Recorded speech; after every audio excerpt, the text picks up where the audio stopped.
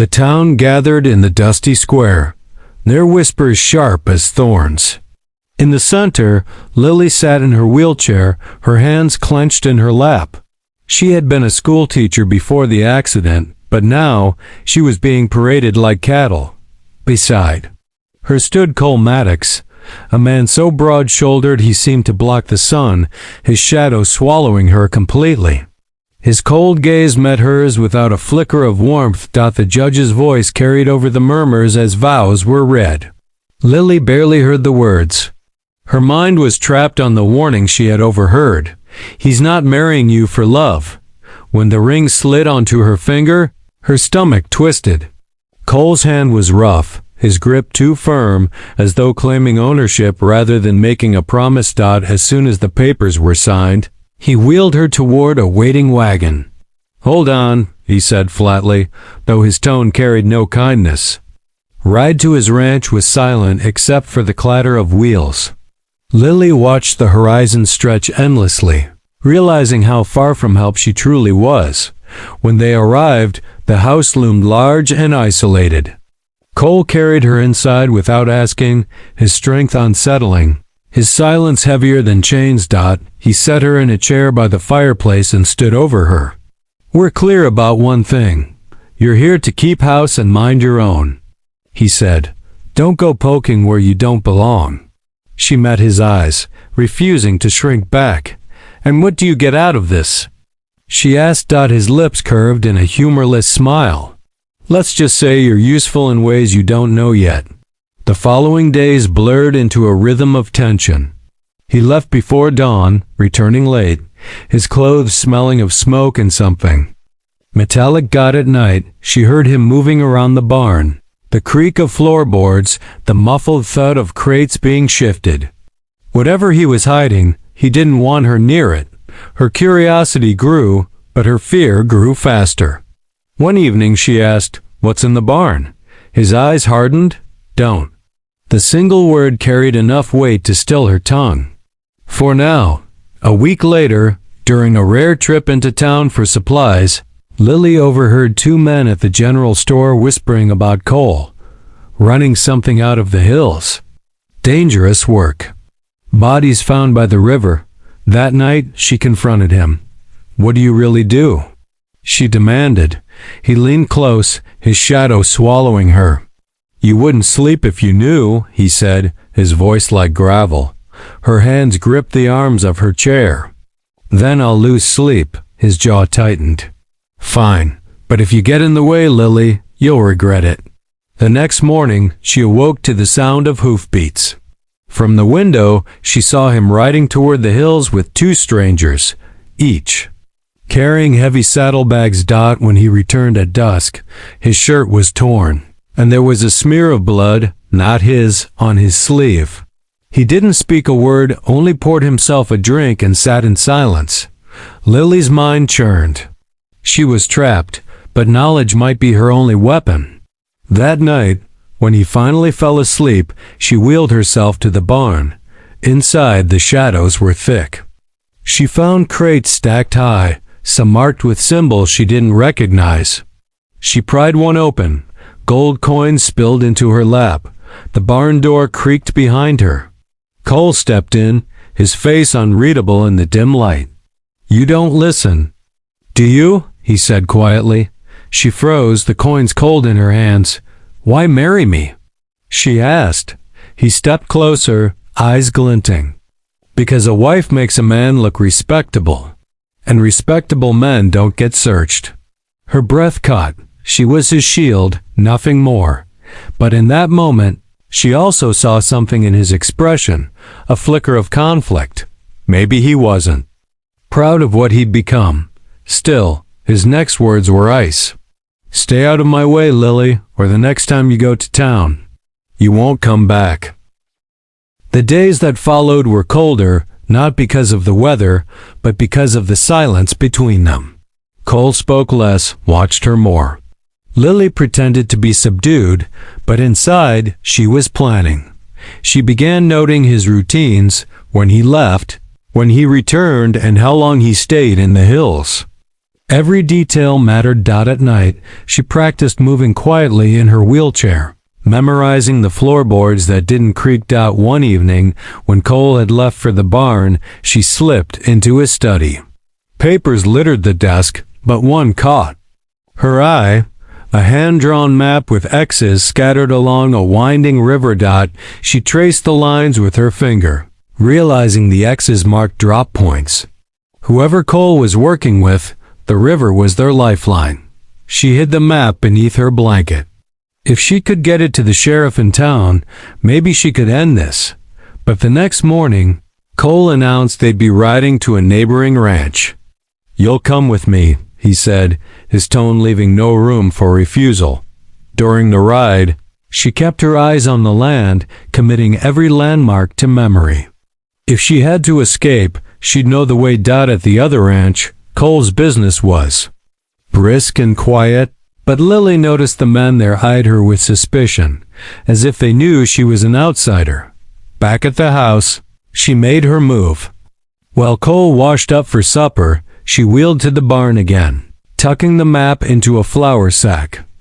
But just as she reached the door, his voice came from the shadows. "Planning a trip?" Her pulse spiked. "I was just looking for you." He stepped forward, his jaw tight. "You think I don't notice when something's missing from my desk?" she swallowed. "You can't keep me here forever." He stared at her for a long moment, then said, "I could, but I'm not sure I want to." His words threw her. Was that a warning or a confession? That night, she couldn't sleep. The sound of rain on the roof masked the creak of her chair as she moved toward the back door. She didn't make it far before his hand closed over the wheel. "You're stubborn," he murmured. "And you're cruel," she shot back. His eyes narrowed. "Maybe, but if I were truly cruel, you wouldn't still be breathing." They locked eyes, two people trapped in the same war, each waiting for the other to make a mistake. The next day, he left earlier than usual. Lily seized her chance, tucking the map into her skirt pocket and heading toward town. The journey was slow, the road muddy from rain. But she kept going, heart pounding with every turn of the wheels. She reached the sheriff's office by mid-afternoon, slamming the map onto his desk. "You want proof? This is it." The sheriff's eyes widened. "Do you know what you've brought me, Mrs. Maddox?" "Enough to stop him," she said. But before the sheriff could reply, the door swung open. Cole filled the frame, rain dripping from his hat. His gaze slid from the sheriff to her, then to the map. "Lily," he said softly, "you have no idea what you've just done." The sheriff stood. "Cole Maddox, you're under arrest." For a long moment, Cole didn't move. Then, to Lily's shock, he raised his hands and smiled faintly. "Guess the game's over." As they led him away, he glanced back at her. There was no anger in his eyes, only something that looked dangerously close to pride. The rain didn't stop all night. Lily sat in the sheriff's office, her hands trembling as she held a mug of coffee she couldn't bring herself to drink. Every creak of the door made her flinch. Sheriff Grant returned from the holding cells. "He's not saying much, just keeps asking if you're safe." She frowned. "Safe from what?" The sheriff hesitated. "From the people he was mixed up with." "He might have been the worst man you've known, Lily, but those folks out there, they'd kill you without blinking." The words sat heavy in her chest. She had thought bringing him down would end her nightmare, but maybe it had only painted a target on her back. By morning, word had spread. In a town this small, secrets didn't stay buried. Some folks avoided her. Others stared as if she just toppled a king. She returned to the house alone, every shadow feeling sharper, every sound outside making her heart leap. 2 nights later, a rock smashed through her window. She wheeled over, spotting a note tied to it. "You took him from us. Now we take you." She didn't sleep. At dawn, a knock rattled the door. She opened it to find Cole, free, unshackled, a bruised cut along his cheekbone. Her first instinct was to slam the door, but he held it open with one massive hand. "Before you scream, know this. They let me go because they need me to keep you alive." Her voice shook. "You expect me to believe you care about that? I expect you to believe I don't want you dead before I finish what I started," he said, his tone low and unyielding. She hesitated. "And what was that?" His gaze softened for the first time. "Making sure you survive here, with me or without me." It didn't make sense, not after everything he'd done. Yet when she looked into his eyes, there was something there. She couldn't quite name. "Why?" she whispered. He stepped back, scanning the tree line as if expecting trouble. "Because you're the only one in this place who ever stood up to me. And right now, you're going to need that fire." A shout echoed from the distance. Cole's eyes snapped toward the hills. "They're coming." Without asking, he moved behind her chair and began pushing her toward the barn. "We've got to get you out of sight. Why help me now?" she demanded over the thudding of her own pulse, his jaw clenched. "Because the nasty plans you thought I had? They were never about hurting you. They were about keeping you close enough so I could protect you." The barn door slammed shut behind them. Outside, boots crunched in the dirt. Men's voices carried, low, dangerous. Cole knelt in front of her, pressing a revolver into her hands. "You may hate me, Lily, but right now you need to trust me." Her fingers trembled around the cold steel. "You shoot if you have to," he said, his voice firm. "Don't hesitate." The barn wall shuddered as someone slammed against it. A shadow fell across the window. Cole stood, his massive frame blocking the light. "Stay low." The door burst open, and the storm truly began. Gunfire cracked through the air, splinters of wood raining down from the barn wall. Lily's heart pounded so hard she thought it might burst. Cole returned fire, the roar of his revolver echoing like thunder. Men shouted outside, scrambling for cover. She could hear their boots pounding on the dirt, circling. Cole crouched beside her. "They're trying to flush us out. When I tell you, we're going through the back." Her breath came in sharp bursts. "I can't run. I'll carry you," he said, no hesitation. "But you need to cover me." She nodded, gripping the gun so tight her knuckles whitened. He yanked open a back panel of the barn wall, revealing the pale dawn beyond. "Now." He scooped her into his arms, sprinting toward the tree line as bullets chewed up the ground around them.